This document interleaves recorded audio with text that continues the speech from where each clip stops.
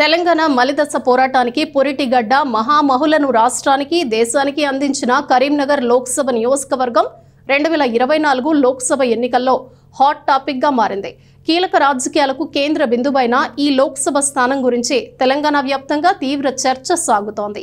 ఈ నియోజకవర్గం నుంచి బీజేపీ నుండి బండి సంజయ్, బీఆర్ఎస్ నుంచి వినోద్ కుమార్ పేర్లు ప్రకటించారు. కానీ కాంగ్రెస్ అభ్యర్థిపై తీవ్ర ఉత్కంఠత నెలకొంది. ఎట్టకేలకు వెలిచాల రాజేందర్ పేరు ఖరారు చేశారు. అయితే కాంగ్రెస్ అభ్యర్థి ప్రకటనపై అధిష్టానం ఇంత ఆలస్యం ఎందుకు చేసింది? కరీంనగర్ కాంగ్రెస్ లో ఏం జరుగుతోంది? వెలిచాల రాజేందర్ రావుకే టికెట్ ఎందుకు కేటాయించారు? ఈ ఆసక్తికరమైన కథనం మీకోసం.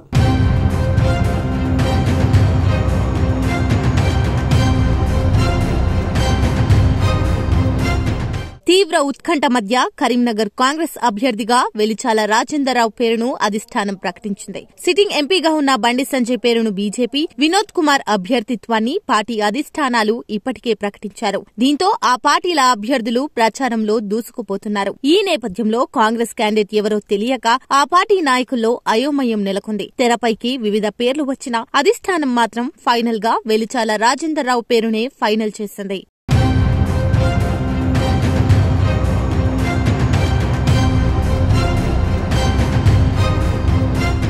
కరీంనగర్ పార్లమెంట్ కాంగ్రెస్ అభ్యర్థి ఎంపికపై కొన్నాళ్ల పాటు సస్పెన్స్ కొనసాగింది. ముందుగా హుస్నాబాద్ మాజీ ఎమ్మెల్యే అలిగిరెడ్డి ప్రవీణ్ రెడ్డికి కరీంనగర్ ఎంపీ టికెట్ ఇస్తారన్న ప్రచారం జోరుగా సాగింది. అయితే మంత్రి పొన్నం ప్రభాకర్, ప్రవీణ్ రెడ్డికి ఉన్న గ్యాప్ కారణంగా అధిష్టానం టికెట్ ను పెండింగ్ లో పెట్టింది. ఈ నేపథ్యంలో ప్రవీణ్ రెడ్డి నేరుగా అధిష్టానాన్ని కలిసి తనకి టికెట్ ఇవ్వాలంటూ కోరారు. రెడ్డి సామాజిక వర్గానికి ఎక్కువ టికెట్లు ఇచ్చిన నేపథ్యంలో ఆయనకు టికెట్ ఖరారు చేసే విషయంలో అధిష్టానం వెనుకంజ వేసినట్లు తెలుస్తోంది. దీంతో వెలిచాలను ఫైనల్ చేశారు.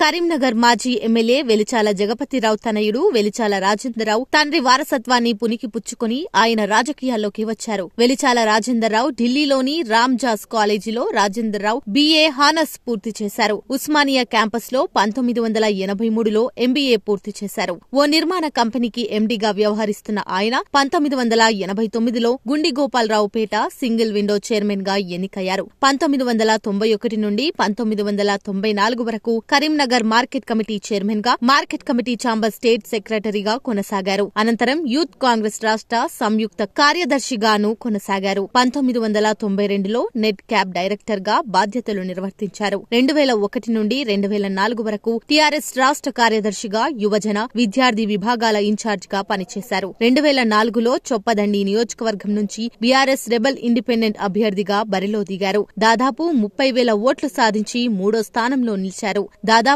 దశాబ్ద కాలంగా క్రియాశీల రాజకీయాలకు దూరంగా ఉన్న ఆయన మరోమారు తన భవిష్యత్తును పరీక్షించుకునేందుకు సమాయత్తమవుతున్నారు. కరీంనగర్ ను వేదికగా తీసుకుని ప్రజాక్షేత్రంలోకి దూసుకెళ్లాలని ఆ దిశగా ప్రయత్నాలు సాగిస్తున్నారు.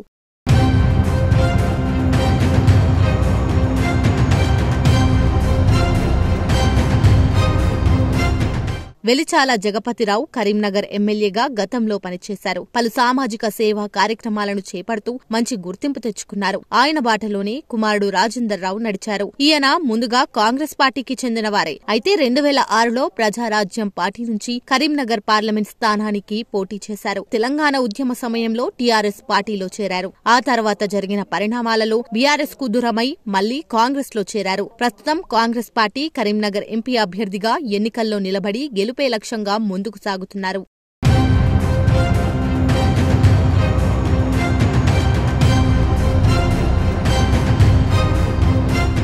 నిన్నటి వరకు కరీంనగర్ పార్లమెంట్ పరిధిలో సిట్టింగ్ ఎంపీ బండి సంజయ్దే మరోసారి గెలుపు అన్న వార్తలు వచ్చాయి. బండిని ఢీకొట్టే వారెవరూ లేరని అనుకున్నారు. కానీ వెలిచాల రాజేందర్రావు బండి సంజయ్ ను ఢీకొట్టడంలో సక్సెస్ అవుతారని చర్చించుకుంటున్నారు. పుట్టుకతోనే రాజకీయ అనుభవం ఉన్న వెలిచాల రాజేందర్రావుకు గ్రామ గ్రామాన అభిమానులు ఉన్నారు. లోకల్ లీడర్లు సైతం వెలిచాలనే పార్టీ అభ్యర్థిగా ఎప్పటినుంచో కోరుకుంటున్నారు. దీంతో ఈసారి కరీంనగర్ పార్లమెంట్ స్థానం కాంగ్రెస్ కైవసం చేసుకుంటుందని ఆశాభావం వ్యక్తం చేస్తున్నారు. మరోవైపు వెలమలకు కంచుకోటగా ఉన్న కరీంనగర్లో మొదటిసారిగా పోటీ చేస్తున్న వెలిచాల రాజేందర్ రావును గెలిపించాలని చర్చలు కూడా పెడుతున్నట్లు సమాచారం.